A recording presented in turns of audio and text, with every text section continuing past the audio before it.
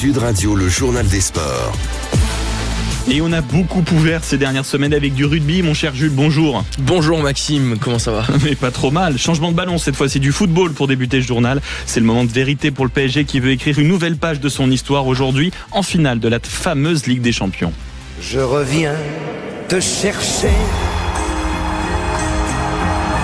Je savais que ça vous plairait Maxime, vous en avez des frissons et c'est l'une des meilleures équipes européennes qui se dresse sur la route de Paris aujourd'hui. Les Londoniens d'Arsenal, tout juste sacrés champions d'Angleterre, mais les champions d'Europe en titre sont en mission. Et comme l'a si bien dit Gilbert Bécaud, je reviens te chercher parce que le PSG peut rentrer un peu plus dans l'histoire du football en cas de succès. Une idée qui germe d'ailleurs dans la tête des joueurs qui entendent bien assumer leur statut, comme l'a expliqué Ousmane Dembélé hier en conférence de presse. On est très concentré, comme je l'ai dit, on a un groupe jeune, on a un staff incroyable et des joueurs incroyables qui ont envie de gagner des trophées. Et non, on le vit très bien sereinement. Comme je l'ai dit, on est des compétiteurs. Si on veut être des grands joueurs, on doit gagner plusieurs fois ce genre de trophée-là. Et non, on a faim et on espère que ça va bien se passer. Et quasiment un an jour pour jour après son sacre face à l'Inter Milan, Paris peut réaliser un doublé historique que seulement 7 clubs ont fait dans l'histoire de la compétition. Mais il y a une question qui persiste, Maxime. Ce PSG est-il meilleur que celui de 2025 ? Et Tania Robieux nous a rejoint pour faire le comparatif. Oui, si on regarde les chiffres, le PSG version 2026 a de sérieux arguments. Avec 44 buts inscrits, les Parisiens ont la meilleure attaque de la Ligue des Champions. Et c'est déjà 11 de plus qu'à la même période de la saison dernière. Oui, et puis Tania, ce qui frappe, c'est la rigueur et la régularité aussi de cette équipe. Malgré un enchaînement éprouvant entre le triplé de l'an dernier et la Coupe du Monde des clubs, le champion d'Europe en titre est bel et bien au rendez-vous. Alors il a bien eu quelques ombres au tableau puisque cette saison, Luis Enrique, le coach, a dû jongler entre les blessures mais aussi le départ de Donnarumma, l'un des hommes du sacre de 2025. Et pourtant, Paris est encore en finale. Et c'est aussi grâce à la profondeur de son effectif que le PSG reste compétitif. Autre chiffre marquant, Jules, contrairement à 2025, Paris n'a perdu aucun match en phase à élimination directe. Alors oui, le PSG de 2026 paraît peut-être moins impressionnant sur le plan athlétique, mais il a gagné en expérience et en confiance après son premier sacre européen.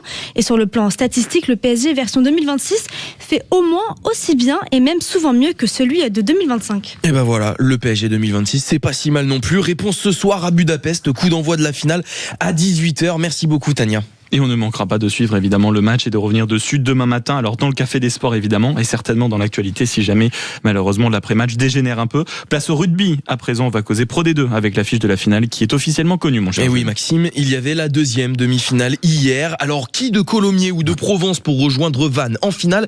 Eh bien c'est Provence Rugby qui réalise l'exploit d'éliminer chez eux des Columérins impuissants. Score final 36-28 avec un doublé du 3e ligne Charlie Gambini. Et c'est même lui qui permet à Provence de prendre le large un peu avant l'heure de jeu. Rémi Mességué au commentaire. Il reste 2 mètres à faire à la grosse charge là, à venir des avants et c'est conservé finalement par Provence, mais c'est Colomiers qui arrive à tenir. Attention, le ballon écarté, là-bas dans le petit côté, est-ce qu'il y a essai ? Est-ce que ce ballon est tombé dans l'embut ? Oui, oh il va y avoir essai, qu'est-ce qu'il y a essai ? Est-ce qu'il y a essai ?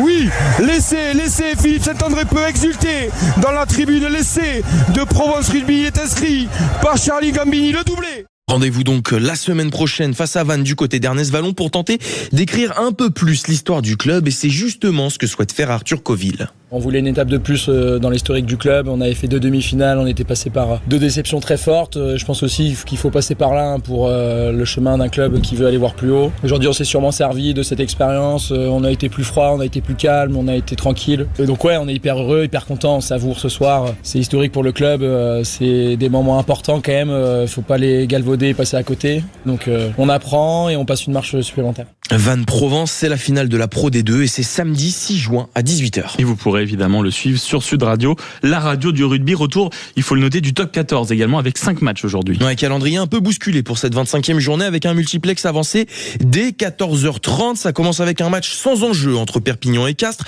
Et puis La Rochelle se déplace à Montauban. Là, on peut continuer de croire au top 6. Le Stade Français aussi accueille Bayonne et peut définitivement valider son billet pour les phases finales. Tout comme Toulouse qui reçoit le Loup, mais qui peut lui lui, valider la qualification directe en demi-finale. Et c'est d'ailleurs l'objectif affiché par le club. Et puis pour l'affiche du soir, direction Montpellier pour ce duel entre le 2e et le 3e du classement. Le MHR accueille la section paloise à 21h15. Merci beaucoup mon cher Jules Boscarini. On vous retrouve bien sûr dans une heure pour un nouveau journal des sports et demain avec un café des sports évidemment chargé en actualité.